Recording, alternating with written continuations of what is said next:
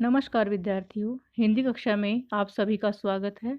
बच्चों, आज हम अपनी हिंदी कक्षा में व्याकरण पाठ वाक्य भेद के विषय में चर्चा करेंगे।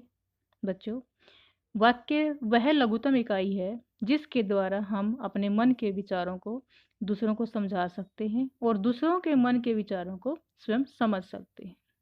अर्थात वार्तालाप के सरल माध्यम को वाक्य कहा जाता है। वाक्य के दो अंग माने जाते हैं जिन्हें उद्देश्य और विधेय कहा जाता है। वाक्य में जिसके बारे में कुछ कहा जाए उसे उद्देश्य कहते हैं और उद्देश्य के बारे में जो कुछ कहा जाए उसे विधेय कहते हैं। जैसे मोहन खेल रहा है। मोहन उद्देश्य और खेल रहा है यहाँ पर विधेय है। अर्थात वाक्य के दो घटक होते हैं। आज बात करते हैं वाक्य के भेदों के बारे में। तो बच्चों, वाक्य के भेद दो आधारों पर किए जाते हैं। एक रचना के आधार पर और दूसरा अर्थ के आधार पर। रचना के आधार पर अर्थात वाक्यों की रचना कैसे होती है, किस प्रकार की जाती है। दूसरा अर्थ के आधार पर।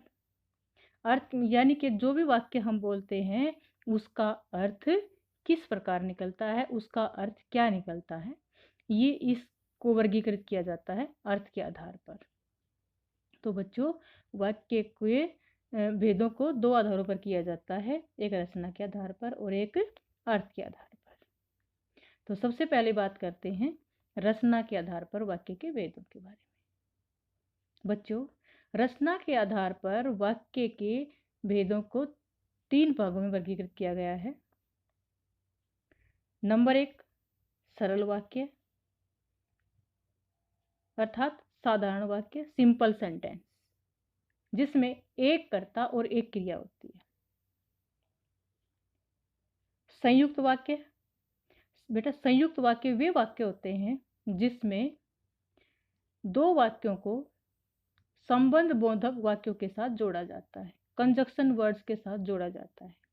जैसे राम स्कूल गया और मोहन नहीं गया।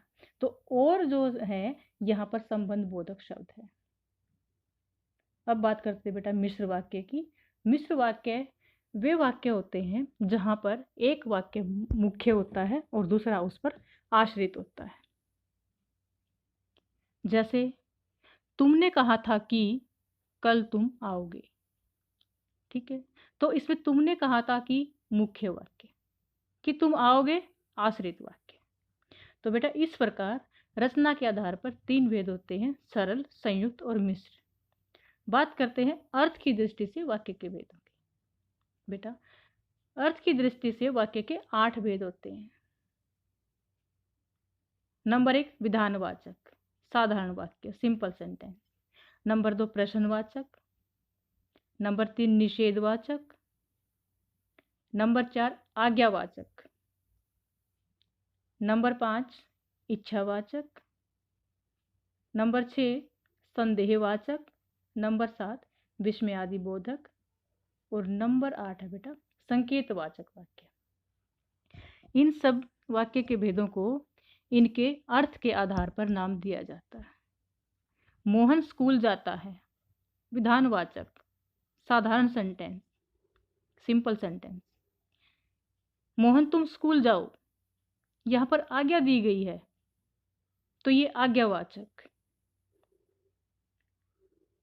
मोहन क्या तुम स्कूल जाओगे, प्रश्न पूछा गया है तो प्रश्नवाचक। मोहन तुम स्कूल मत जाओ, निषेधवाचक।